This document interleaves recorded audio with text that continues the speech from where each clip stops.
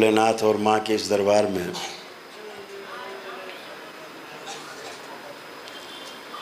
आप सबकी उपस्थिति से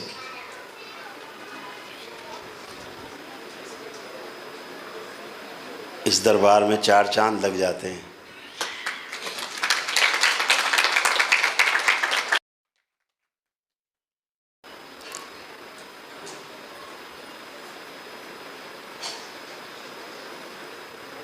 मैं देखता हूँ कि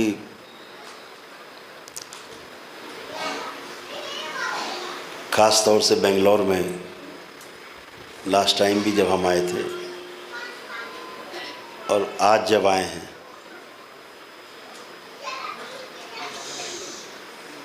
तो यहाँ के दरबार में कार्यकर्ताओं की संख्या कई गुना ज़्यादा बढ़ गई है।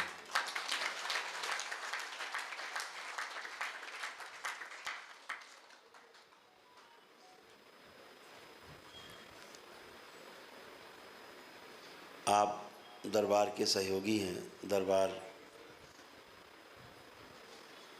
के हर कार्य में आप बढ़ चढ़ के हिस्सा लेना चाहते हैं, ले रहे हैं, लोगों को अपना जैसा बनाते जा रहे हैं, दरबार से जोड़ते जा रहे हैं और उनका और उन सब का घर भी पवित्र और पावन होता जा रहा है, रोग कष्टों से मुक्ति पा रहे हैं। ये एक बहुत बड़ा पुनीत कार्य है। इस सब का पुण्य आपको मिल ही रहा है, वो मिलता रहेगा।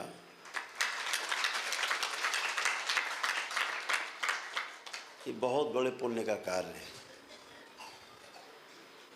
भटके हुए को राह दिखाना, कष्टों से भरे हुए लोगों को उनके रोग और कष्टों से, समस्याओं से मुक्ति दिलाना, यही कार्य साधु संत, ऋषि मनीषी करते रहे हैं और वही आप कर रहे हैं। तो आप में और उनमें कोई खास अंतर नहीं है। ऋषि मनुष्य की तरह आप आज भी हैं। उन्हीं ऋषि मनुष्यों की तरह आपके अंदर भी एक हृदय धड़कता है जो दूसरों को अपनी तरह ही अच्छा करने के लिए प्रेरित करता है, रास्ता दिखाता है, दरबार से जोड़ते हैं। और दरबार ने तो वैसा रास्ता खोला है कि चाहे कितना भी सक्षम व्यक्ति हो, चाहे बिल्कुल सक्षम ना हो, दोनों के लिए रास्ता खोल दिया है बराबरी का।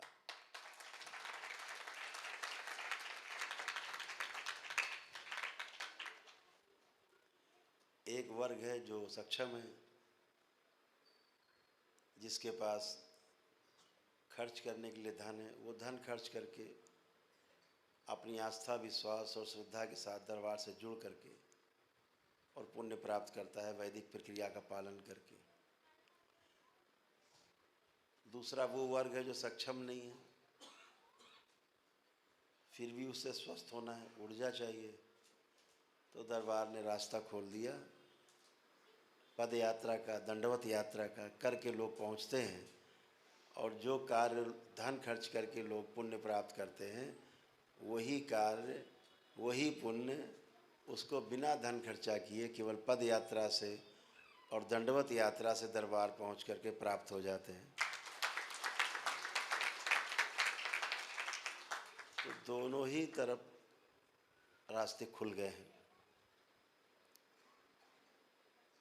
एक तीसरा रास्ता भी खोला है दरबार ने बेंगलोर में। इसकी शुरुआत बेंगलोर से ही हुई है।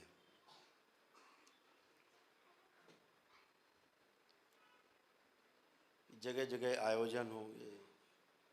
अभी तो उसका दरबार ने छोटा सा एक डेमो करके दिखाया आप लोगों को। कथाएं चलेंगी देश भर में, शिव कथाएं होंगी जिनमें आप उपस्थित होंगे, लोग उपस्थित होंगे और 3 दिन हाजिरी लगाएंगे और तीसरे दिन होने वाले यज्ञ रुद्राभिषेक में शामिल होंगे और पुण्य प्राप्त करेंगे और बैठे बैठे ही स्वस्थ हो जाएंगे। ये एक बहुत बड़ा रास्ता खोला दरबार ने। जो असाध्य रोगी हैं उनके लिए भी दरबार ने बना रखा है कि वो वैदिक प्रक्रिया का पालन करके और अपने असाध्य रोगों से भी छुटकारा पा सकेंगे। दरबार ने पहले से ही बना रखा है। तो अद्भुत है आपका दरबार कि सभी के लिए उसने रास्ते बनाए हैं कि कोई छूट न जाए, क्योंकि ये दरबार वास्तव में जो बना है सबसे पहले उन लोगों को ध्यान में रख के बना है जो बिल्कुल पहली सीढ़ी पे नीचे खड़े हैं, जिनके पास कुछ भी नहीं है, कराह रहे हैं, केवल समस्याएं उनके पास हैं, उनके लिए बना है। केवल उनके अंदर आस्था, विश्वास और श्रद्धा, इतना ही है, इतना ही होना चाहिए। और दरबार से जुड़ करके तमाम समस्याओं से वो और उनके परिवार स्वस्थ होते हैं। तो इतनी सुंदर एक व्यवस्था है कि व्यवस्था का पालन मात्र करने से आपको लाभ मिलते हैं। आपको शारीरिक रूप से, मानसिक रूप से, आध्यात्मिक रूप से तमाम कष्टों से मुक्ति मिलती है।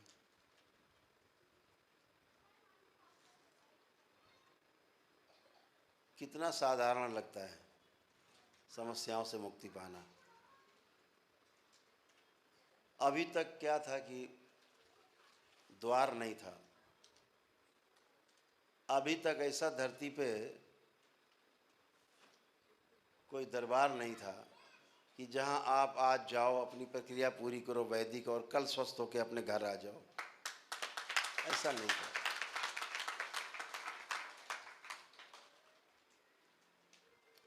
ये दरबार सनातन के माथे पर एक तिलक की तरह है जो चमक रहा है, और आने वाले दिनों में यही दरबार आपका सनातन को प्रमाणित करने का सबसे बड़ा माध्यम बनेगा पूरे विश्व में। देश ही नहीं, पूरे विश्व में होगा। आपने बीच में देखा होगा चैनल पे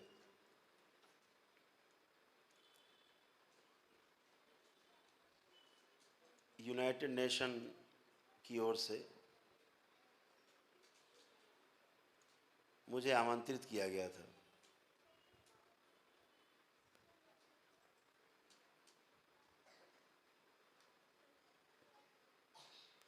कोई भी कारण समझ लीजिए, समय अभाव समझ लीजिए, हम नहीं जा पाए। क्यों? क्योंकि दरबार के बहुत काम थे हमारे पास।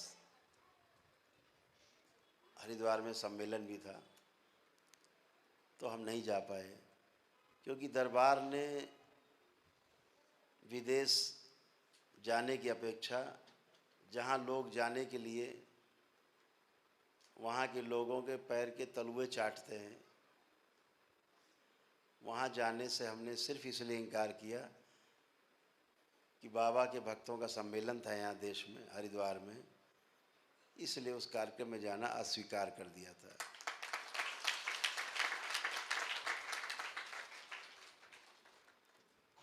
अभी बाबा के शिष्यों ने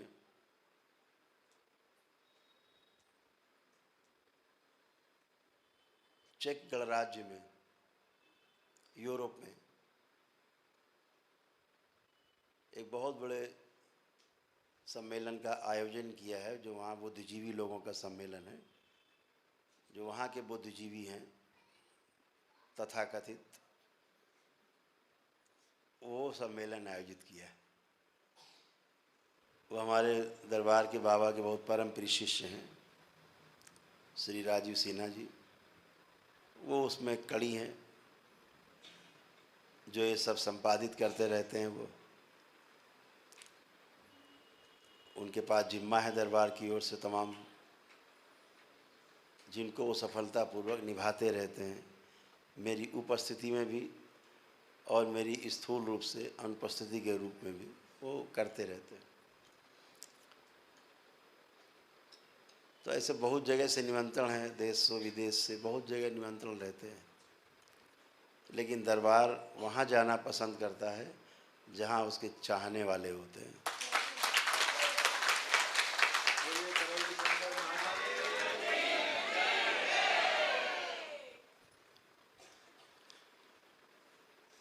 हमसे कुछ लोगों ने कहा, मेरे शुभचिंतकों ने, दरबार के शुभचिंतकों ने, बाबा के कुछ शिष्यों ने भी, कि गुरुदेव आपको विदेश वहाँ जाना चाहिए था। विवेकानंद जी गए, बड़े बड़े साधु सन्यासी गए,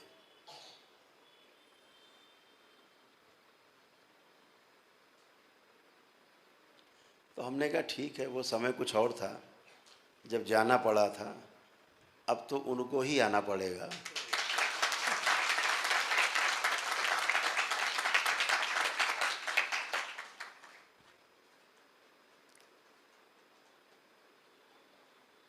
हर समय का अपना एक महत्व है। आज पूरे विश्व में जहाँ भी आपके दरबार का प्रकाशन हो चुका है, लोग जानने लग गए हैं। वो ही लोग दरबार से जुड़ने के लिए लालायित होते हैं।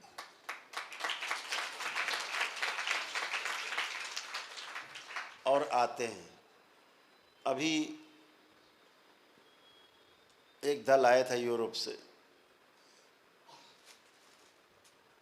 उसमें बहुत ही सीनियर वहाँ के एक सिटीजन थे,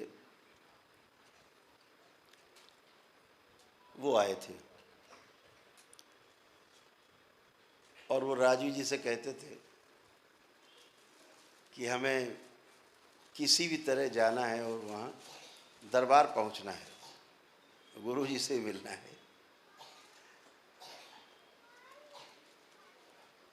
तो उन्होंने कहा कि आप क्या सोचते हो वहाँ जाने के बारे में? उन्होंने कहा मैं ये नहीं सोचता कि वहाँ जाके मैं अच्छा हो जाऊँ, बहुत वृद्ध हूँ मैं, अच्छा हो जाऊँ और सारे बीमारी रोग चले जाएं। मेरे को तो उनके दर्शन हो जाएं इतने के लिए जा रहा हूँ मैं, बाकी और मेरा कुछ हो चाहे ना हो।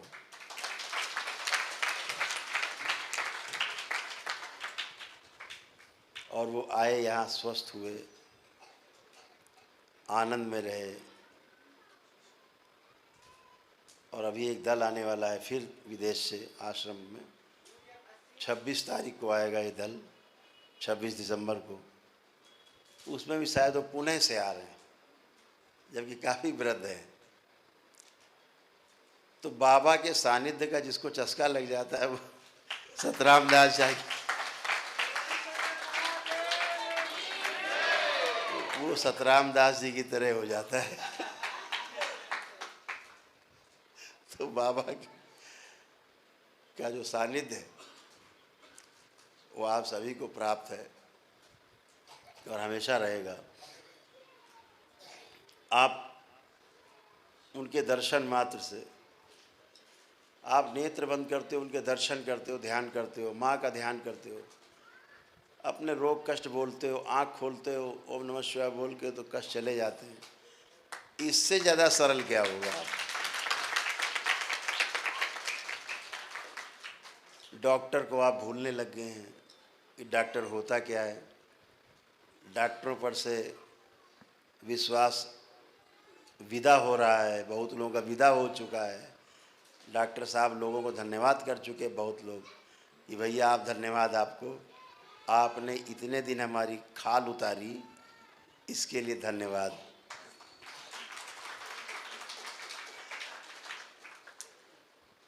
क्योंकि बेचारे डॉक्टर साहब लोगों को भी आना ही है एक दिन।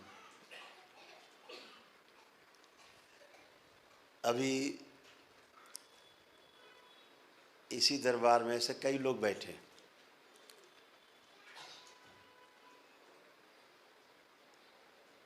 जो दरबार आने से पहले अपने घर में ही दरबार का, बाबा और माँ का पूजन पाठ करते रहे और अपने घर में ही तमाम असाध्य बीमारियों से स्वस्थ हुए।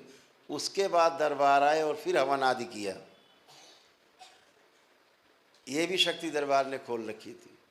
कोरोना टाइम में खोली थी कि जो लोग नहीं आ पा रहे हैं अपने घर में ही वीडियो देखें, दरबार की आरती देखें, भजन सुनें और अपने घर में ही स्वस्थ होने लग जाएं और घर में ही अच्छे हो जाएं। ऐसे बहुत लोग यहाँ बैठे हैं जो ऐसे ही स्वस्थ हुए, बाद में दरबार की प्रक्रिया करी।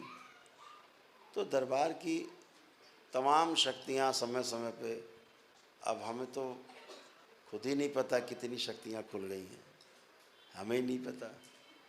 अब तो जो बोल दो वही हो जाता है, अब कौन सी शक्ति बताएं।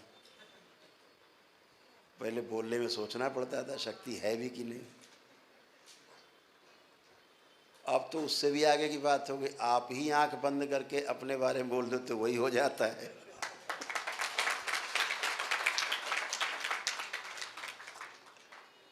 दरबार ने आपके बच्चों के लिए वो शक्ति खोली कि बच्चों में संस्कार बने अच्छे, बच्चे संस्कारी बने,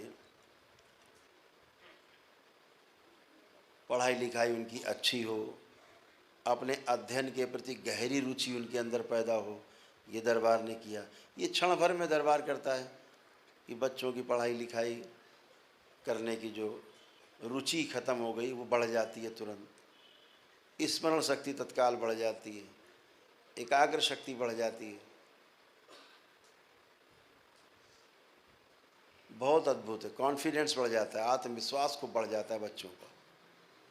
और दरबार के जो बच्चे हैं जुड़े हुए वो 85%, 90%, 95% नंबर लाते हैं, 95%, 97%। अभी दरबार के एक भक्त हैं, उनकी बच्ची 98.6% नंबर लाई।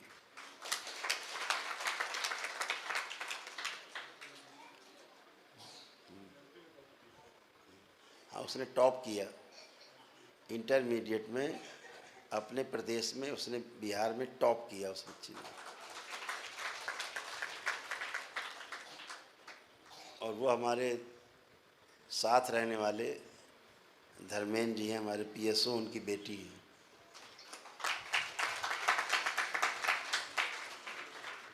तो दरबार से जुड़ करके बच्चे अपना अच्छा रास्ता पकड़ते हैं, गंदगी से दूर हो जाते हैं। जो आज की तमाम गंदगी इलेक्ट्रॉनिक्स में क्रांति के बाद जो हाथ में मोबाइल आ गया उसके कारण पैदा हुई, उनसे बच जाते हैं बच्चे, संस्कार बने रहते हैं। ये सब दरबार करता है। आप सभी का आलस्य नष्ट करता है दरबार, आप सभी के आत्मविश्वास को बढ़ाता है दरबार, अपने अपने कार्य को करने के प्रति गहरी रुचि पैदा करता है, ईश्वर के प्रति विश्वास बढ़ाता है दरबार। तो ये सब दरबार करके आपको और आपके परिवार को स्वस्थ और सुखी बनाने की कोशिश करता है। पति पत्नी के बिगड़े हुए रिश्ते पुणे से अच्छे हो जाते हैं। अभी आज ही मेरे पास एक फ़ोटो आया है, दरबार से जुड़े हैं, उत्तराखंड के हैं।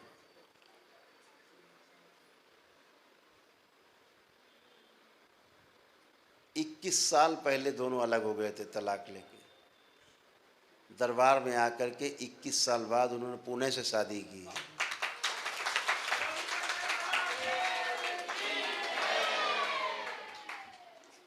हम दिखाते हैं उनको फोटो।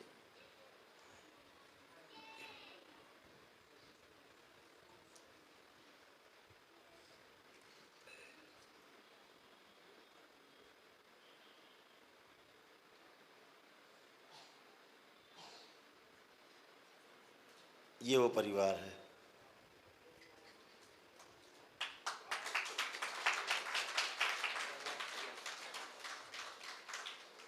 इक्कीस वर्ष पहले अलग हुए थे। 21 वर्ष पहले। और दरबार आके देखो, माँ का दरबार है ना, ये इधर बैठ के उन्होंने 21 साल बाद एक हुए, पुणे से दोनों लोग। तो ये दरबार के आपकी तमाम अभी परिवार आके एक हो जा रहे हैं। जैसे अभी एक परिवार है, वो 6 साल बाद एक हुए, तलाक लेने के बाद भी 6 साल बाद जब दरबार की प्रक्रिया की तो उनको होश आया और सोचने की कोशिश की कि हमने तलाक लिया क्यों था। उन्हें याद ही नहीं आया तलाक क्यों लिया था।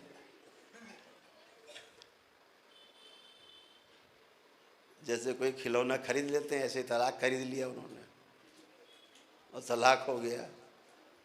फिर शादियां की, दोबारा दरबार आके। ऐसे बहुत से किस्से हैं जो वास्तविकता में हैं।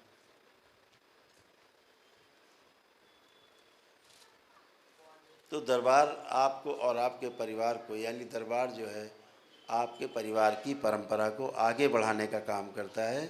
दरबार आपके परिवार को स्वस्थ और सुंदर बनाने का काम करता है और सत्य और सनातन की राह पर चलाने के लिए आपको हर संभव मदद करता है दरबार। तो दरबार तो हमेशा आपके साथ है, हमेशा साथ रहेगा। वह आपकी आस्था विश्वास से होता है। तो एक बार छोटी सी शुद्धि हो जाए, उसके लिए हम चाहते हैं सभी लोग तैयार हो जाएं। तो सभी लोग बाल और चोटी खोल लें, शिखा बंधन खोल लेंगे, स्त्री पुरुष कोई भी हो। तो अभी थोड़ा सा आनंद आ जाए आपको।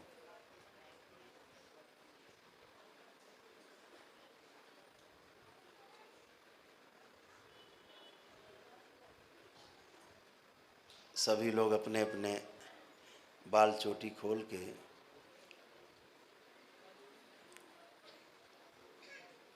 और अपने अपने नेत्र बंद करेंगे।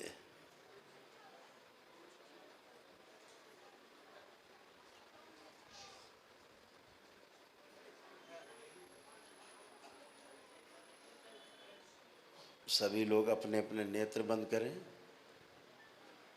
आप सभी लोग अपने अपने हृदय में भगवान भोलेनाथ को ध्यान करें। शक्ति स्वरूपा माता कामाख्या को प्रणाम करें। परम पूजनीय बाबा जी को प्रणाम कर लें और गुरु माता जी को प्रणाम कर लें। और प्रार्थना से बढ़ के दूसरी कोई शक्ति नहीं है संसार में। आप अपना प्रार्थना और संकल्प से ही स्वयं को और अपने परिवार को स्वस्थ रख सकते हैं, सुखी रख सकते हैं।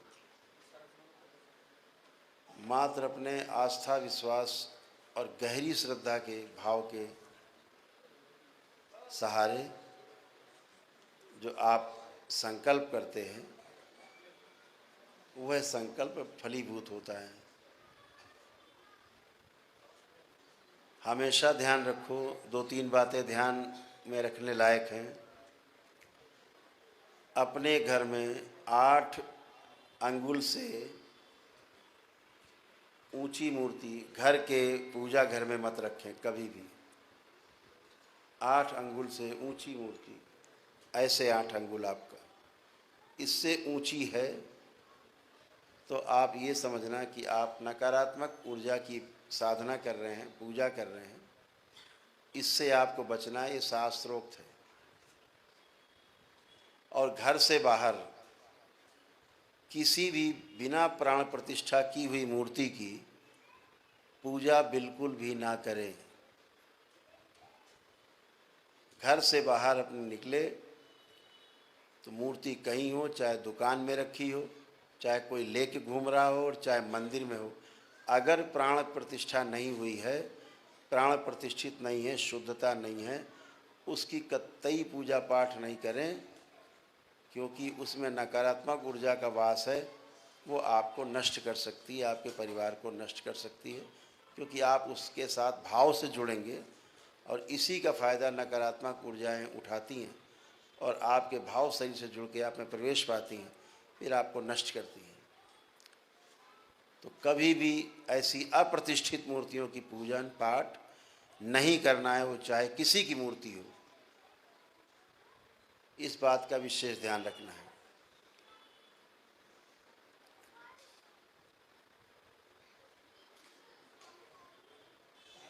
हम जबरदस्ती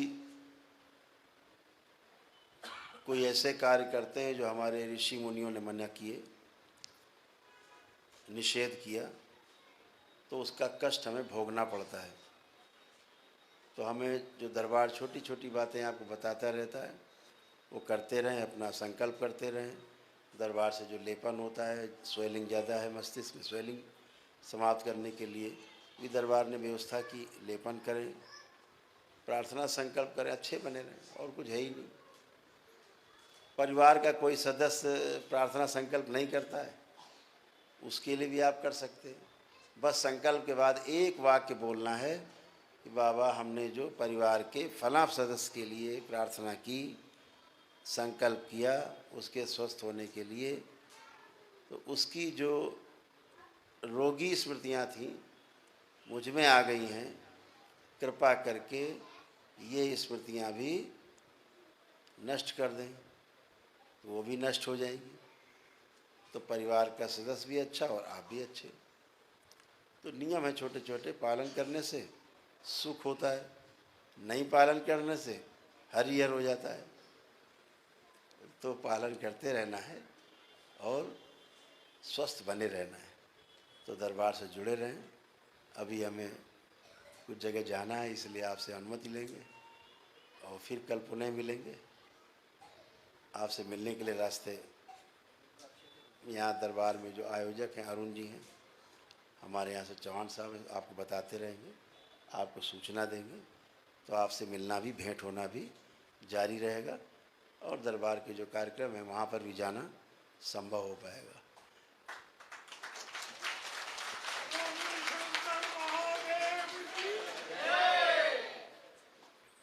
हरिहर, बहुत बहुत धन्यवाद।